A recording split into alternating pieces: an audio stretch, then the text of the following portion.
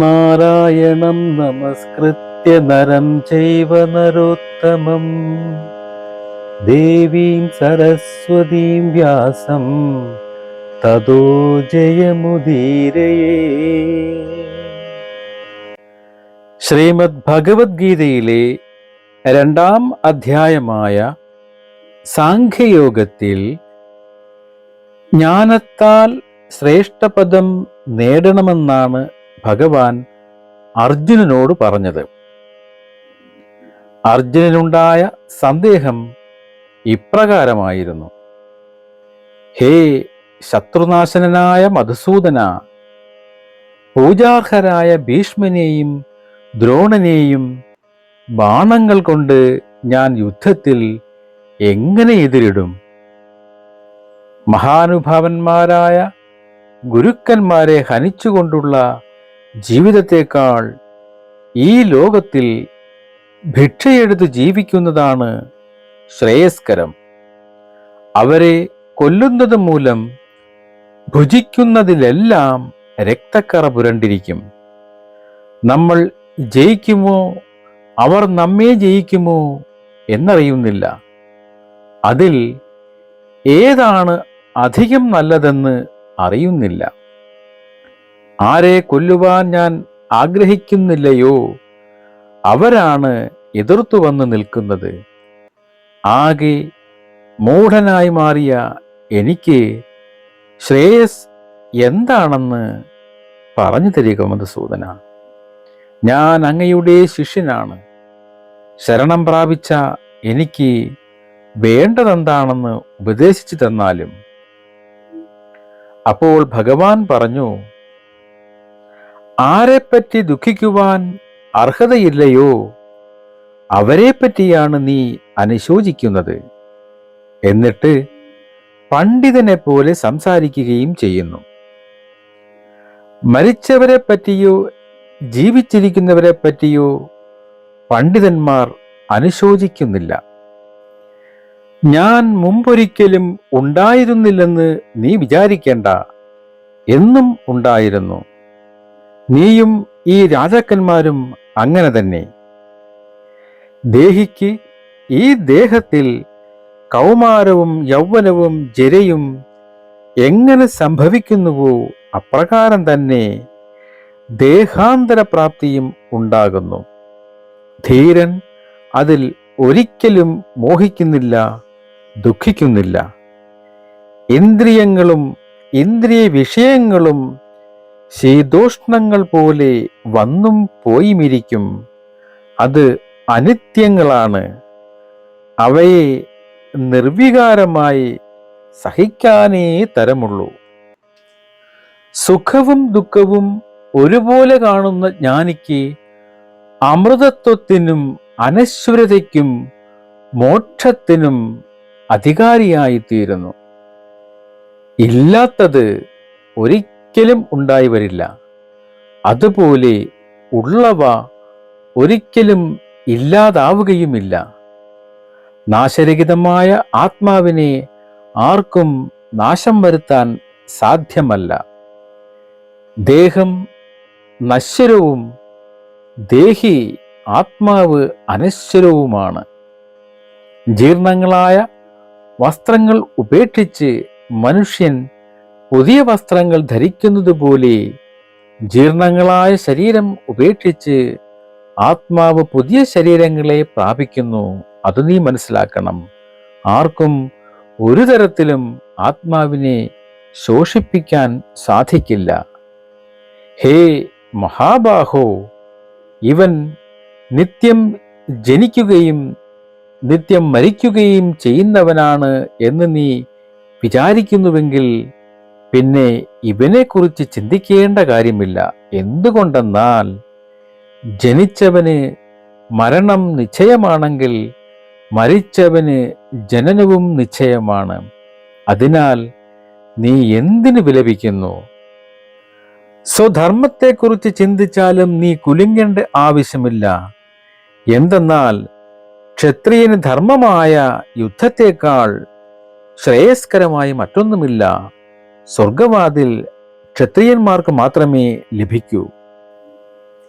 ധർമ്മരൂപമായ ഈ യുദ്ധം നീ ചെയ്യുകയില്ലെങ്കിൽ നിനക്ക് സ്വധർമ്മവും കീർത്തിയും വെടിഞ്ഞ് പാപത്തെ സമ്പാദിക്കേണ്ടി വരും. നിന്നെപ്പറ്റി ദുഷ്കീർത്തി പറഞ്ഞു പരത്തും. നിനക്ക് ഭയമാണെന്ന് എല്ലാവരും പറയും. നീ നിസ്സാരനായിത്തീരും. ഇതിനേക്കാൾ ദുഃഖമായിട്ടുള്ളത് മറ്റെന്താണ്? ഹേ അർജുന, വേദങ്ങൾ ത്രിഗുണാത്മകങ്ങളാണ്. സത്വം, രജസ്, തമസ് എന്നീ ഗുണങ്ങൾ സംബന്ധിച്ച് പ്രതിപാദിക്കുന്നവയാണ്. നീ ദ്വന്ദ്വരഹിതനും നിത്യ സത്വസ്ഥനും യോഗക്ഷേമങ്ങൾ ഗണിക്കാത്തവനും ആത്മപ്രതിഷ്ഠനും അങ്ങനെ ത്രിഗുണാതീതനുമായി തീരുക. നിനക്കധികാരം കർമ്മത്തിൽ മാത്രമാണ്, ഒരിക്കലും അതിൻ്റെ ഫലങ്ങളിലല്ല. ഫലമുദ്ദേശിച്ച് കർമ്മം ചെയ്യുന്നവനായി തീരരുത്. എന്നാൽ കർമ്മം ചെയ്യാതിരിക്കുന്നതിൽ താല്പര്യവും ഉണ്ടാകുവാൻ പാടില്ല. ധനഞ്ജയ, കർമ്മത്തെ അപേക്ഷിച്ച് വളരെ നികൃഷ്ടമാണ് ഫലം ആഗ്രഹിച്ചു ചെയ്യുന്ന കർമ്മം. ബുദ്ധിയോഗയിൽ നിഷ്ഠയുള്ളവന് പുണ്യപാപങ്ങൾ ഈ ജന്മത്തിൽ തന്നെ ത്യജിക്കാൻ കഴിയും. ഹേ അർജുന, മനോഗതങ്ങളായ സർവകാമങ്ങളെയും നിശേഷം ഉപേക്ഷിച്ച് ആത്മാവിനാൽ ആത്മാവിൽ തന്നെ സന്തുഷ്ടി നേടുന്നവനെയാണ് സ്ഥിതപ്രജ്ഞൻ എന്ന് പറയുന്നത്. അവനെ മുനി എന്നും പറയുന്നു. ആമ തൻ്റെ അവയവങ്ങളെ ഉള്ളിലേക്ക് വലിക്കുന്നത് പോലെ ഇന്ദ്രിയ വിഷയത്തിൽ നിന്ന് ഇന്ദ്രിയങ്ങളെ എപ്പോൾ ഒരുവൻ പിൻവലിക്കാൻ കഴിയുന്നുവോ അപ്പോൾ അവൻ്റെ പ്രജ്ഞ പ്രതിഷ്ഠിതമായി തീരുന്നു. വിഷയങ്ങളെ ധ്യാനിക്കുന്ന പുരുഷന് അവയാൽ ആസക്തി ഉണ്ടാകുന്നു. തന്മൂലം കാമം ഉണ്ടാകുന്നു. കാമത്തിന് ക്രോധവും ജനിക്കാൻ ഇടയാകുന്നു. എന്നാൽ രാഗദ്വേഷരഹിതങ്ങളും ആത്മവശ്യങ്ങളുമായ ഇന്ദ്രിയങ്ങളെ കൊണ്ട് വിഷയങ്ങളെ അനുഭവിക്കുന്ന ആത്മവിജയിയായ പുരുഷൻ ചിത്തപ്രസാദത്തെ പ്രാപിക്കുന്നു. പ്രസാദം സിദ്ധിച്ചു കഴിയുമ്പോൾ അവന് സർവദുഃഖങ്ങളും നശിക്കുന്നു. പ്രസന്ന ചിത്തന്റെ ജ്ഞാനം ബുദ്ധി പെട്ടെന്ന് സുപ്രതിഷ്ഠിതമായി തീരുകയും ചെയ്യും. അതുകൊണ്ട് ഏതൊരുവന്റെ ഇന്ദ്രിയങ്ങൾ സർവപ്രകാരത്തിലും ഇന്ദ്രിയാർത്ഥങ്ങളിൽ നിന്ന് നിശേഷം അടക്കി നിർത്തപ്പെട്ടിരിക്കുന്നുവോ അവന്റെ പ്രജ്ഞ പ്രതിഷ്ഠിതമാണ്. അവൻ ശാന്തി പ്രാപിക്കുന്നു. ശ്രീകൃഷ്ണ ഭഗവാന്റെ വാക്കുകളിൽ നിന്ന് ജ്ഞാനയോഗമാണ് അഥവാ സാഖ്യയോഗമാണ് സാക്ഷാൽ മോക്ഷസാധനമെന്നും അതുകൊണ്ട് തന്നെ അത് കർമ്മയോഗത്തേക്കാൾ ശ്രേഷ്ഠമാണെന്നും അർജുനൻ ധരിച്ചു. ഈ ധാരണയിൽ നിന്നുണ്ടായ ചോദ്യമാണ് ശ്രീമദ് ഭഗവത്ഗീതയിലെ കർമ്മയോഗത്തിലെ 1-ാം ശ്ലോകത്തിൽ അർജുനൻ ഭഗവാനോട് ചോദിക്കുന്നത്. എന്താണ് കർമ്മയോഗം? കർമ്മയോഗയെ കർമ്മയോഗം അല്ലെങ്കിൽ കടമ എന്നാണ് അറിയപ്പെടുന്നത്. ഇത് നിസ്വാർത്ഥമായ ഒരു പ്രവർത്തനമാണ്. അവിടെ ശ്രദ്ധ കേന്ദ്രീകരിക്കേണ്ടത് പ്രവർത്തനത്തിലാണ്, അല്ലാതെ ഫലത്തിലോ ഫലങ്ങളിലോ അല്ല. കർമ്മചക്രം തകർക്കുന്നതിനും അഹം, അറ്റാച്ച്മെന്റ്, ആഗ്രഹങ്ങൾ എന്നിവയിൽ നിന്ന് മുക്തമാകുന്നതിനുമുള്ള ഒരു പാത അല്ലെങ്കിൽ ചുവടുവയ്പ്പാണ് കർമ്മയോഗം. ഭഗവത്ഗീതയിൽ കൃഷ്ണൻ പറയുന്നതനുസരിച്ച് മറ്റുള്ളവരുടെ പ്രയോജനത്തിനായി ചെയ്യുന്ന നിസ്വാർത്ഥ പ്രവർത്തനത്തിന്റെ ആത്മീയ പരിശീലനമാണ് കർമ്മയോഗം. പ്രവൃത്തിയിലൂടെ മോക്ഷത്തിൽ എത്തിച്ചേരാനുള്ള ഒരു പാത കൂടിയാണ് കർമ്മയോഗം. ഫലങ്ങളോട് ചേർന്ന് നിൽക്കാതെയോ ഫലങ്ങളിൽ കൃത്രിമം കാണിക്കാതെയോ ഒരാളുടെ കർത്തവ്യത്തോടുള്ള അർപ്പണബോധത്തോടെയോ വിജയമോ പരാജയമോ പോലുള്ള പ്രതിഫലങ്ങളോ ഫലങ്ങളോട് നിഷ്പക്ഷത പുലർത്തിക്കൊണ്ട് പരമാവധി ശ്രമിക്കുന്നത് ശരിയായ പ്രവർത്തനമാണ്. നിങ്ങളുടെ ജോലി നിങ്ങളുടെ ഉത്തരവാദിത്തമാണ്, അതിൻ്റെ ഫലമല്ല. നിങ്ങളുടെ പ്രവർത്തനങ്ങളുടെ ഫലം ഒരിക്കലും നിങ്ങളുടെ പ്രചോദനമാകരുത്. നിഷ്ക്രിയത്വത്തിന് വഴങ്ങുകയുമില്ല. നിങ്ങളിൽ ഉറച്ചു നിൽക്കുക. നിങ്ങളുടെ ജോലി ചെയ്യുക. ഒന്നിനോടും ചേർന്ന് നിൽക്കാതെ വിജയത്തിലും പരാജയത്തിലും സമചിത്തത പുലർത്തുക. സമചിത്തതയാണ് യഥാർത്ഥ യോഗ. ശ്രീമദ് ഭഗവത്ഗീതയിലെ 3-ാം അധ്യായമായ 3-ാം യോഗത്തിലേക്ക്, 3-ാം യോഗമായ കർമ്മയോഗത്തിലേക്ക് കടക്കുകയാണ് നമ്മൾ. കർമ്മയോഗം, ശ്ലോകം 1. അർജുന ഉവാച ജായസി ചേത് കർമ്മണസ്തേ മദാ ബുദ്ധിർജനാർദ്ദന തത്കിം കർമ്മിണി ഘോരേ മാം നിയോജയസി കേശവ. ജായസി ചേത് കർമ്മണഃ തേ കർമ്മണസ്തേ മദാ ബുദ്ധിഃ ജനാർദ്ദന തത് കിം കർമ്മണി ഘോരേ മാം നിയോജയസി കേശവ. ഈ ശ്ലോകത്തിന്റെ അന്വയാർത്ഥം ഇപ്രകാരമാണ്. അർജുന ഉവാച, അർജുനൻ പറഞ്ഞു, ഹേ ജനാർദ്ദന, അല്ലയോ ജനാർദ്ദന, ദുഷ്ടജനങ്ങളെ വധിച്ചത് മൂലമാണ് ശ്രീകൃഷ്ണന് ജനാർദ്ദനൻ എന്ന പേരു കൈവന്നത്. അങ്ങനെയുള്ള ജനാർദ്ദന,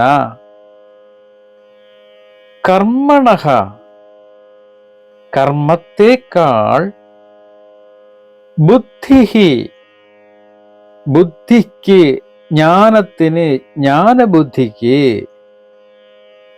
കർമ്മണഃ ബുദ്ധിഃ, കർമ്മത്തേക്കാൾ ജ്ഞാനം, ജായസി, ജായസി അധികം ശ്രേഷ്ഠം എന്നാണ്, തേ അങ്ങയുടെ, മദാചേത് സമ്മതമെങ്കിൽ, മദാചേത് സമ്മതമെങ്കിൽ, തൽ അപ്പോൾ, പിന്നെ, ഹേ കേശവ, അല്ലയോ കേശവ, കിം എന്തിനു വേണ്ടി, ഘോരേ, ഘോരേ കർമ്മണി, ഭയങ്കരമായ കർമ്മത്തിൽ, ഹിംസാത്മകമായ കർമ്മത്തിൽ, മാം എന്നെ, നിയോജയസി പ്രവർത്തിപ്പിക്കുന്നു. എന്തിനു പ്രവർത്തിപ്പിക്കുന്നു? എന്തിനു വേണ്ടി? കിം നിയോജയസി, എന്തിനു വേണ്ടി എന്നെ പ്രവർത്തിപ്പിക്കുന്നു? അല്ലയോ ജനാർദ്ദന, കർമ്മത്തേക്കാൾ ജ്ഞാനം അധികം ശ്രേഷ്ഠമെന്നാണ് അങ്ങയുടെ അഭിപ്രായമെങ്കിൽ, പിന്നെ ഹേ കേശവ, എന്തിനാണ് എന്നെക്കൊണ്ട് ഹിംസാത്മകമായ കർമ്മത്തെ ചെയ്യിപ്പിക്കുന്നത്? കഴിഞ്ഞ അധ്യായത്തിൽ ഭഗവാൻ ജ്ഞാനമാണ്, സാഖ്യമാണ് ഏറ്റവും ശ്രേഷ്ഠമായത്, സ്ഥിതപ്രജ്ഞനായി തീരാൻ വേണ്ടത്, മുനിയായി തീരാൻ വേണ്ടത് എന്നൊക്കെ ഭഗവാൻ പറഞ്ഞപ്പോൾ, ഇപ്പോൾ അതിൽ നിന്നും വ്യത്യസ്തമായി കർമ്മത്തിന് പ്രാധാന്യം കൊടുത്തുകൊണ്ട് ഭഗവാൻ പറയുന്നു. അപ്പോൾ കർമ്മത്തേക്കാൾ ജ്ഞാനമാണ് ശ്രേഷ്ഠമെന്ന് അങ്ങയുടെ അഭിപ്രായമെങ്കിൽ, പിന്നെ കർമ്മം ചെയ്യാൻ എന്തിനാണ് എന്നോട് പറയുന്നത് എന്നാണ് ഭഗവാനോട് അർജുനൻ ചോദിക്കുന്നത്. നിഷ്കാമ കർമാനുഷ്ഠാനത്താൽ ചിത്തശുദ്ധി വന്നതിനു ശേഷം സർവകർമ്മ സന്യാസവും ജ്ഞാനനിഷ്ഠയും പറഞ്ഞപ്പോൾ കർമ്മത്തേക്കാൾ ഉത്കൃഷ്ടം ജ്ഞാനത്തിനു തന്നെയെന്നാണ് 2-ാം അധ്യായത്തിന്റെ അവസാനത്തിൽ പറഞ്ഞിരിക്കുന്നത്. അതിനാൽ സംശയം അർജുനനുണ്ടായി. അതിനെ പ്രകാശിപ്പിച്ചുകൊണ്ട് ഭഗവാനോട് ചോദിക്കുന്നു, ജനന മരണാദി ദുഃഖങ്ങൾക്ക് കാരണമായ അജ്ഞാനത്തെ മൂലത്തോടുകൂടി നശിപ്പിക്കുന്ന സർവേശ്വര,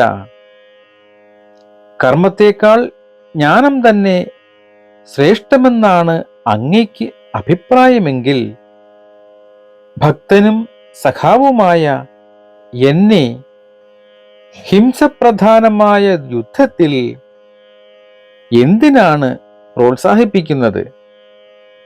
ഈശ്വരനായ അങ്ങയുടെ പ്രേരണയെ അതിക്രമിക്കുവാൻ ഞാൻ ശക്തനുമല്ലല്ലോ.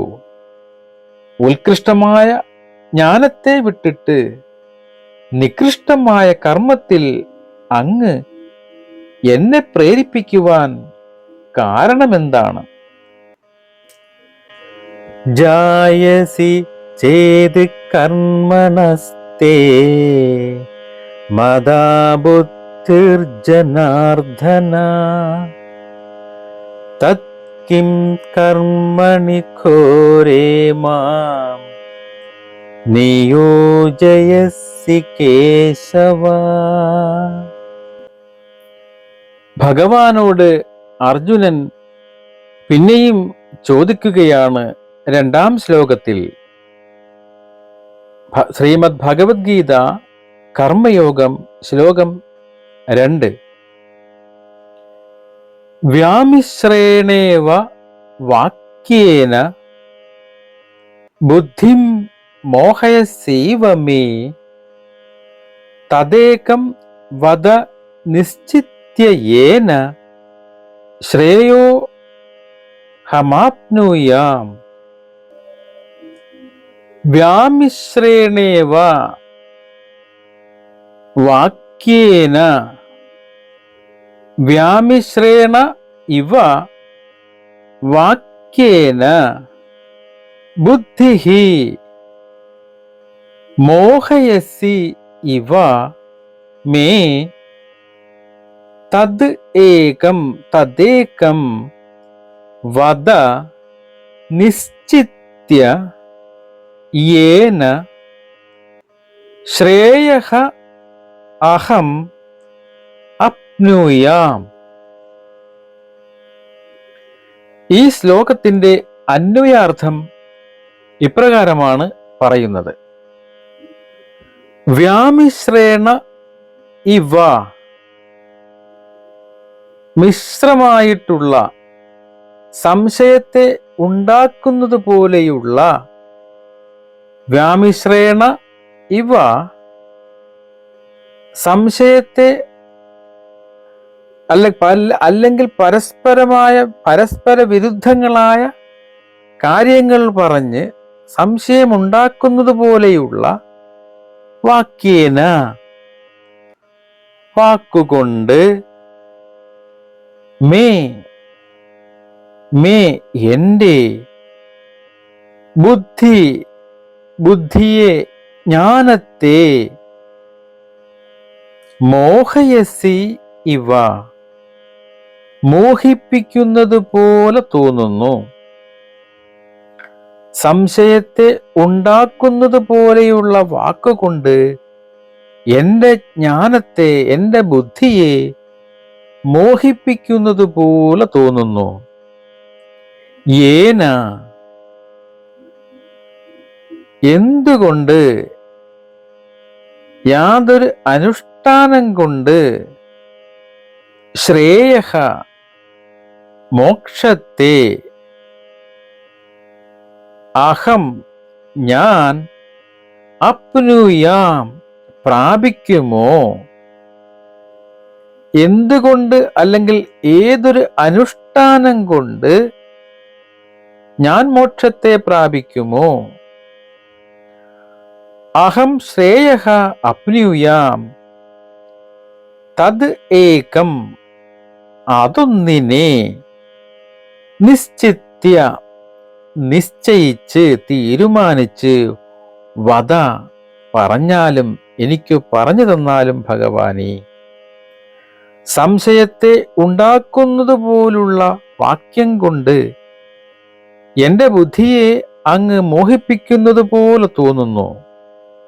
അതിനാൽ യാതൊന്നുകൊണ്ട് ഞാൻ മോക്ഷത്തെ പ്രാപിക്കുമോ, അല്ലെങ്കിൽ ഏതെന്തുകൊണ്ടായിരിക്കാം ഞാൻ മോക്ഷത്തെ പ്രാപിക്കുന്നത് എന്ന് അതങ്ങ് തീരുമാനിച്ച് അങ്ങ് നിശ്ചയിച്ച് എനിക്ക് അത് പറഞ്ഞു തരിക. അങ്ങ് എൻ്റെ ഗുരുസ്ഥാനത്താണ്. ഞാൻ അങ്ങയുടെ ശിഷ്യനും. വിശ്വസ്തനായ ശിഷ്യന് പരമ കാരുണികനായ ഭഗവാൻ ഗുരുസ്ഥാനത്ത് നിന്നുകൊണ്ട് എനിക്കിത് പറഞ്ഞു തന്നാലും. ഭഗവാന്റെ വാക്യം വളരെ വ്യക്തമായിരിക്കുന്നുവെങ്കിലും മന്ദബുദ്ധിയായ എനിക്ക് അത് സംശയത്തെ ജനിപ്പിക്കുന്നത് പോലെ തോന്നുന്നു. അതിനാൽ അങ്ങ് എൻ്റെ ബുദ്ധിയെ മോഹിപ്പിക്കുന്നത് പോലെയും തോന്നുന്നു. എൻ്റെ മോഹത്തെ കളവാൻ ശ്രമിക്കുന്ന അങ്ങ് എങ്ങനെയാണ് എന്നെ മോഹിപ്പിക്കുന്നത്? എന്തുകൊണ്ടാണ് അങ്ങയുടെ വാക്ക് എന്നെ മോഹിപ്പിക്കുന്നത് പോലെ തോന്നുന്നത്? അർജുനൻ പിന്നെയും പറയുകയാണ്, ഭിന്ന അധികാരികൾക്കായി വിധിക്കപ്പെട്ടിട്ടുള്ള ജ്ഞാനകർമ്മങ്ങൾ ഒരേ പുരുഷനാൽ അനുഷ്ഠിക്കപ്പെടുവാൻ പ്രയാസമാണെന്ന് അങ്ങ് വിചാരിക്കുന്നുവെങ്കിൽ ജ്ഞാനത്തെയോ കർമ്മത്തെയോ ഏതെങ്കിലും ഒന്നിനെ ഇത് അർജുനന് യോഗ്യമാകുന്നു, അവന്റെ ബുദ്ധിശക്തിക്ക് അനുരൂപമാകുന്നു എന്നു നിശ്ചയിച്ചു പറഞ്ഞാലും, ജ്ഞാനകർമ്മങ്ങളിൽ ഏതുകൊണ്ടാണ് ഞാൻ മോക്ഷത്തെ പ്രാപിക്കുന്നത് അതിനെ ഉപദേശിച്ചു തന്നാലും, വ്യാമിശ്രേണേവ വാക്യേന ബുദ്ധിർമോഹയസൈവ മേ തദേകം വദ നിശ്ചിത്യ യേന ശ്രേയോഹമാപ്നുയാം. അർജുനന്റെ ചോദ്യങ്ങൾ കേട്ട് പുഞ്ചിരിയോടെ ഭഗവാൻ അതിനുള്ള മറുപടി കൊടുക്കുകയാണ് കർമ്മയോഗത്തിലെ 3-ാം ശ്ലോകത്തിൽ. ശ്രീ ഭഗവാൻ ഉവാച ലോകേസ്മിൻ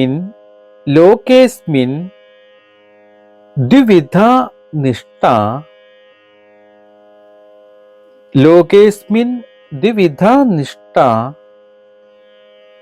പുരാ പ്രോക്ത മയാ അനഘ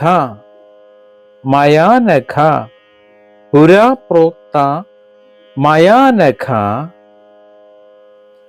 ജ്ഞാനയോഗേന സാഖ്യാനാം കർമ്മയോഗേന യോഗിനാം. ലോകേസ്മിൻ ദ്വിവിധാ നിഷ്ഠാ പുരാ പ്രോക്ത മയാ നഘ ജ്ഞാനയോഗേന സാഖ്യാനാം കർമ്മയോഗേന യോഗിനാം.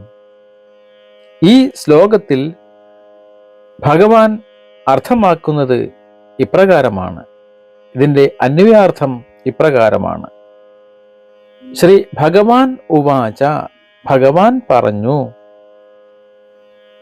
ഹേ അനഘ, അഘം പാപം, അനഘൻ പാപമില്ലാത്തവൻ, പാപരഹിതൻ.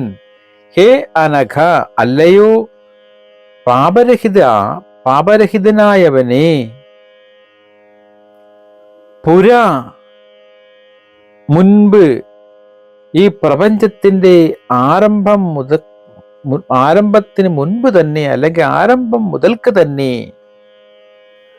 അസ്മിൻ ലോകേ, ഈ ലോകത്തിൽ, അധികാരി ജനത്തിൽ, സാഖ്യാനാം ജ്ഞാനികൾക്ക് മനഃശുദ്ധി വന്നവർക്ക്, വിജ്ഞാനികൾക്ക് ജ്ഞാനഭൂമിയെ ആരോഹണം ചെയ്തവർക്ക്, ജ്ഞാനയോഗേന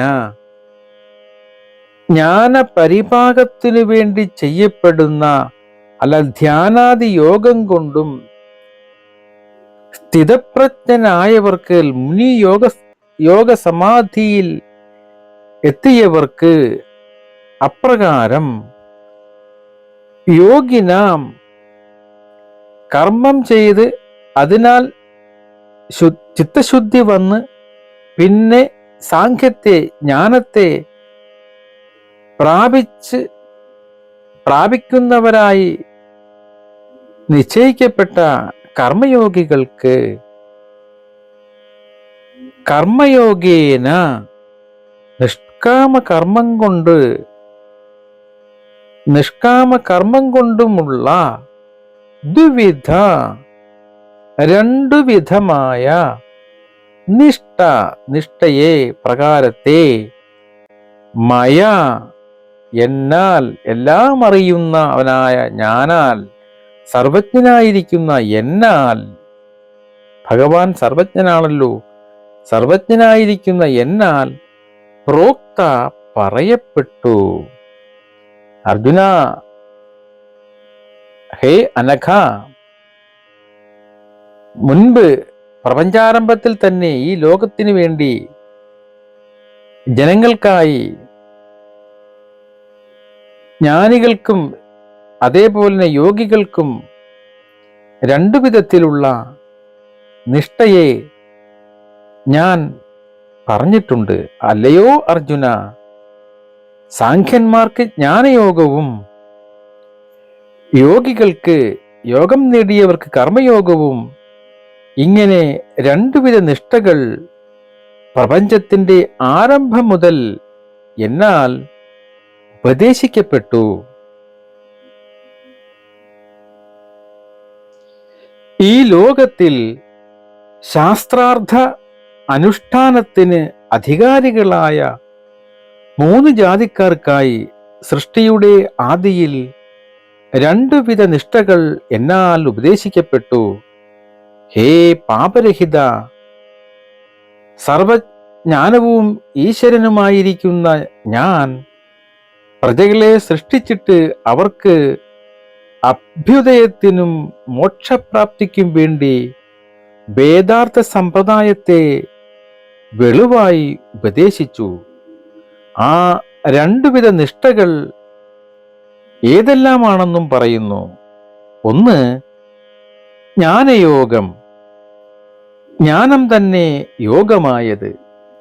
ജ്ഞാനയോഗം സാഖ്യന്മാർക്ക് ആത്മാനാത്മവിഷയ വിവേകജ്ഞാനമുള്ളവരും ബ്രഹ്മചര്യാശ്രമത്തിൽ നിന്നു തന്നെ സന്യസിച്ചിട്ടുള്ളവരും വേദാന്ത വിജ്ഞാനം കൊണ്ടും തത്വനിർണയം ചെയ്തിട്ടുള്ളവരും പരമഹംസ പരിവ്രാജകന്മാരും ബ്രഹ്മത്തിൽ തന്നെ സ്ഥിതി ചെയ്യുന്നവരും ആയവർക്ക് ജ്ഞാനയോഗം കൊണ്ടുള്ള നിഷ്ഠ ഉപദേശിക്കപ്പെട്ടു. മറ്റേത് കർമ്മയോഗം, കർമ്മം തന്നെ യോഗമായത്. കർമ്മയോഗം കർമ്മികളായവർക്ക് കർമ്മയോഗം കൊണ്ടുള്ള നിഷ്ഠയും ഉപദേശിക്കപ്പെട്ടു. ഒരു പുരുഷാർത്ഥനായിക്കൊണ്ട് ഒരേ പുരുഷനാൽ തന്നെ ജ്ഞാനവും കർമ്മവും കൂടി ഒന്നായി അനുഷ്ഠിക്കപ്പെടണമെന്നാണ് ഗീതയിൽ ഭഗവാൻ ഇതേവരെ ഉപദേശിച്ചിട്ടുള്ളതും ഇനി ഉപദേശിക്കാൻ പോകുന്നതുമെങ്കിൽ വേദങ്ങളിൽ പറയപ്പെട്ടിട്ടുള്ളതും ഭഗവാന്റെ അഭിപ്രായവും എപ്രകാരം തന്നെയാണ് എങ്കിൽ പിന്നെ എങ്ങനെയാണ് ഭഗവാൻ തന്നെ ആശ്രയിച്ചിരിക്കുന്ന പ്രിയ ശിഷ്യനായ അർജുനനെ കൊണ്ട് കർമ്മജ്ഞാനം എന്ന നിഷ്ഠകളെ 2 പ്രത്യേക അധികാരികൾക്കായി എങ്ങനെ ഉപദേശിച്ചത്? അല്ലെങ്കിൽ ജ്ഞാനത്തെയും കർമ്മത്തെയും രണ്ടിനെയും കേട്ടിട്ട് അർജുനൻ സ്വയമായി രണ്ടിനെയും ഒന്നിച്ച് അനുഷ്ഠിച്ചു കൊള്ളും. എന്നാൽ അന്യന്മാർക്ക് ഞാൻ അവ ഭിന്ന പുരുഷന്മാരിൽ അനുഷ്ഠിക്കപ്പെടേണ്ടതാണെന്ന് ഉപദേശിച്ചു കൊള്ളാം എന്നാണ് ഭഗവൻ മതമെന്ന് കൽപ്പിക്കുന്നുവെങ്കിൽ അതും ശരിയല്ല. എന്തെന്നാൽ അപ്പോൾ ഭഗവാൻ രാഗദ്വേഷാദികളോട് കൂടിയവനായും തന്നിമിത്തം പ്രമാണമല്ലാത്തതായും കൽപ്പിക്കപ്പെടേണ്ടി വരും. അതും യുക്തമല്ല. അതിനാൽ യാതൊരു യുക്തി കൊണ്ടും ജ്ഞാനകർമ്മ സമുച്ചയം പാടുള്ളതല്ല. ഹേ അർജുന, നീ പറഞ്ഞത് ശരി തന്നെ. ഞാൻ ഇതിനു മുമ്പേ പറഞ്ഞത് നിന്റെ ബുദ്ധിദോഷ നിമിത്തം നീ ശരിക്കു ധരിച്ചില്ല. അതുകൊണ്ടാണ് നിനക്ക് സംശയം ജനിച്ചത്. ഇപ്പോൾ കുറെ കൂടി വ്യക്തമാക്കാം, കേൾക്കുക. കർമ്മസന്യാസത്തിനുള്ള യോഗ്യത നിനക്കുണ്ടായിട്ടില്ല. അതിനാവശ്യമായ കർമ്മം ഫലകാംക്ഷ കൂടാതെ നീ ചെയ്യണം. അങ്ങനെ ചിത്തശുദ്ധി സമ്പാദിച്ചതിനു ശേഷം ജ്ഞാനനിഷ്ഠയ്ക്ക് അർഹത നീ സമ്പാദിക്കണമെന്നാണ് ഞാൻ പറഞ്ഞത്. ഈ ലോകത്തിൽ നിഷ്കാമ കർമാനുഷ്ഠാനത്താൽ ചിത്തശുദ്ധി സമ്പാദിച്ചവർ കർമ്മങ്ങളെ ഉപേക്ഷിച്ച് ആത്മവിചാരം ചെയ്യണം. അങ്ങനെ ചിത്തശുദ്ധി സമ്പാദിച്ചിട്ടില്ലാത്ത ഗൃഹസ്ഥാശ്രമികൾ ഫലം കാക്ഷിക്കാതെ വിദ്യുക്തമായ കർമ്മങ്ങളെ നടത്തുകയും വേണം. എന്ന രണ്ടു നില രണ്ടുപേർക്കും പ്രത്യേകം പറ്റിയതാണെന്നും വേദമുഖേന ഞാൻ പണ്ടുതന്നെ സ്ഥാപിച്ചിട്ടുണ്ട്. ലോകേസ്മിൻ ദ്വിവിധാ നിഷ്ഠാ പുരാ പ്രോക്താ മയാ നഖ ജ്ഞാനയോഗേന സാംഖ്യാനാം കർമ്മയോഗേന യോഗിനാ. ഓം പൂർണ്ണമദ പൂർണ്ണമിദം പൂർണ്ണാത് പൂർണ്ണമുദച്യത്തെ പൂർണ്ണസ്യ പൂർണ്ണമാദായ പൂർണ്ണമേവാവശിഷ്യത്തെ. ഓം ശാന്തി ശാന്തി.